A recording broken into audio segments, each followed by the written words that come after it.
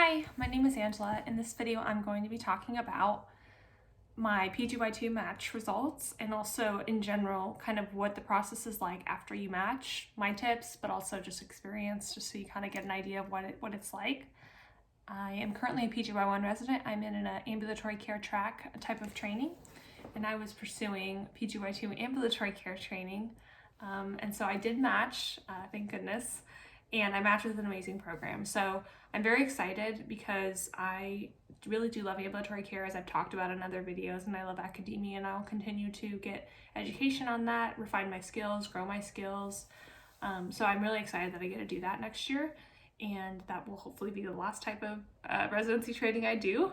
I don't expect to do any more, but that's kind of the path that I've chosen based on the career that I want and based on my interest in this field of pharmacy.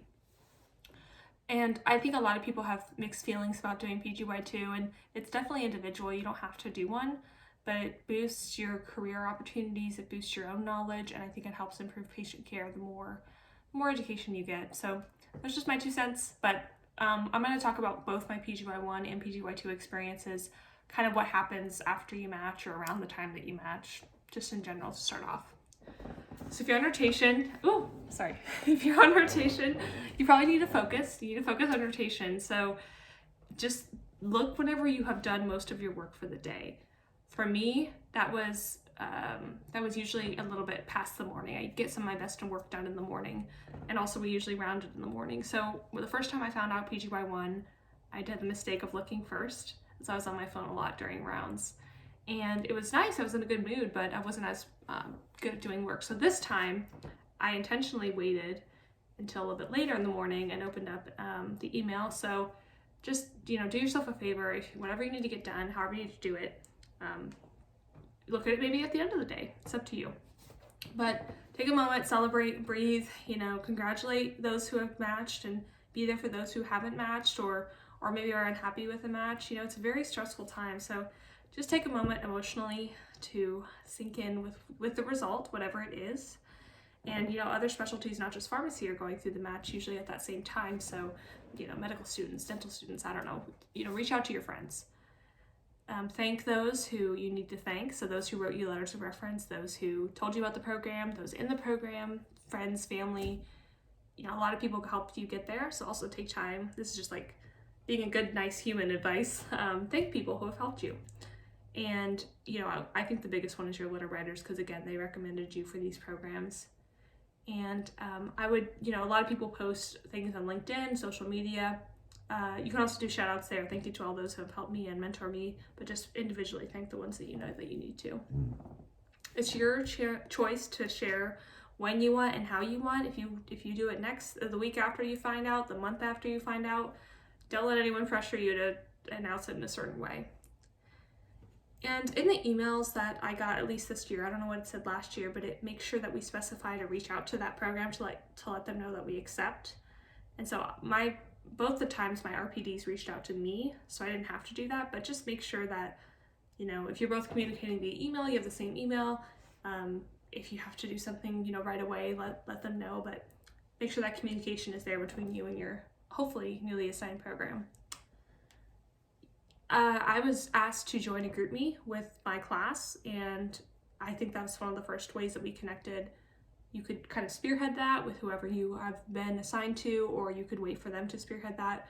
You obviously won't need to talk too much until things get really close to the start date, but after you've done all those kind of like people things, announcing the news, all that, now you need to worry about the not fun stuff, which is checking the current state or the new state that you're going to, their Board of Pharmacy webpage. So this would be for PGY1 or PGY2. For PGY1, I was newly getting licensed, so I also wanted to get licensed in my home state, so I was a little bit more familiar about my new state. If you're moving to a new one, you have to just get familiar with their processes, like what the license cost, what's the requirements that they need from your school of pharmacy. So that's like first thing, you need to be licensed in order to do your residency. Then you're probably going to look for some housing, and because some people want you to sign a lease early, others it doesn't matter, you can sign it the month before.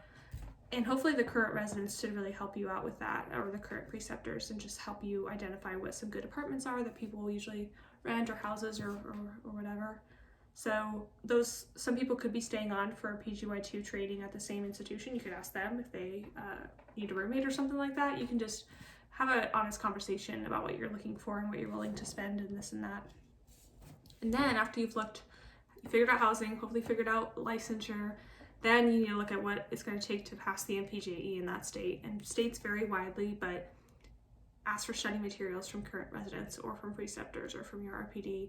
Look on the Board of Pharmacy website. They have frequently asked questions, or commonly they'll sell or advertise study materials, so you can purchase those. Again, I just think thinking ahead of when you're going to test is the best idea, so you can know what you have to plan for. But just know that that's kind of next on the list to worry about.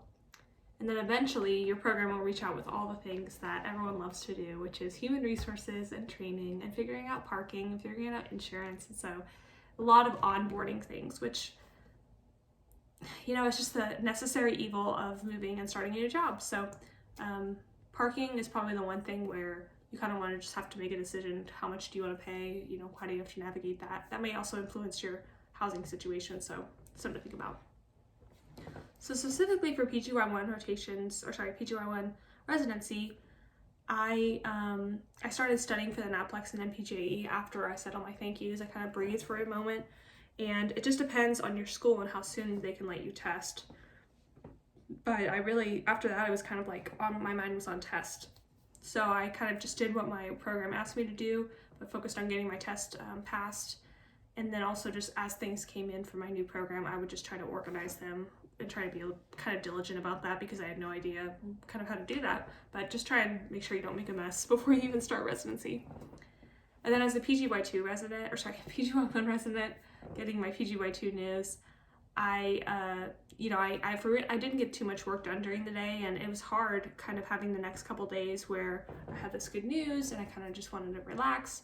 I was still a resident and there were still a lot of responsibilities. So that's just something to think about. You're going to probably have more responsibility as a resident that you'll have to keep on doing, unless you take PTO or unless you have like a trip or something, that kind of gets your mind off of it. But fortunately, you have other co-residents who you can celebrate with that very much know what you're going through. You can support each other. And then I try to make sure that all the stuff I'm getting now from my new program will be in a different folder, so I'm not setting myself up for failure and getting everything lost and mixed up, because it is a lot to onboard for a new place. I should preface, I did get a PGY2, not at my current institution, and so that's going to be a new system to learn and everything like that. So I guess I could offer some perspective on that, because some people have mixed feelings on staying at the same place versus going to a new place. The only other thing on my mind now as a PGY2 is I've talked to some preceptors about getting BCPS, or Board Certified Pharmacotherapy Specialist certification. And it's in the back of my mind, similarly to like PGY1, how my time is on tests. It might be that I start kind of shifting, right now my mind is on finishing residency, but it might be towards the end that I shift towards thinking about studying for the BCPS prior to or just right after starting residency. I can do another video on kind of that process if I decide to, but that's kind of what I would tell someone about matching. So for those who are listening who haven't matched, hang in there. If you really want this goal, you really want to do residency, it's worth a try. It's really hard, but I hope that these videos are helpful. And even if you don't match, there are a lot of opportunities for you, and you have a PharmD hopefully, and you have a lot of great opportunities ahead of you. So please don't let it get you down. Use your strengths, find your niche, find where you're supposed to be. But congrats for those who did match, and that's your next career path. But hopefully this video was helpful. Like it if you liked the video, share it with someone else who you think could benefit from the information.